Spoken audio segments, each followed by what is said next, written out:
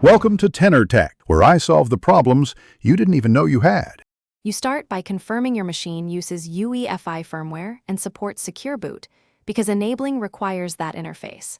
Once done, back up current keys and a full system image to an external drive so you can recover. Next, disable Fast Boot and ensure you have an admin account. You need elevated access to change firmware settings. These steps prevent lockouts and data loss. Now reboot into UEFI/BIOS setup to begin enabling Secure Boot. Do not skip this reboot. You'll next enter UEFI and select Secure Boot. Choose Custom Mode so you can manage keys. Once enabled, enroll or restore the platform key, key exchange key, and the signing database DB and blacklist DBX. These establish trust anchors. If you run non-vendor bootloaders or drivers, sign them or install the vendor-approved key into DB.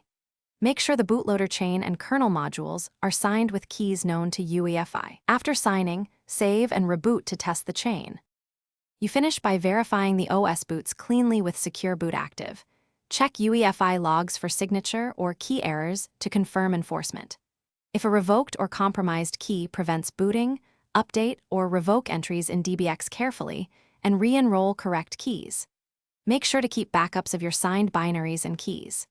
If the system becomes unbootable, remember you can temporarily disable Secure Boot or restore your pre-change backup to recover. Then iterate on signing and key enrollment. Thanks for watching. Subscribe to keep your life in tune.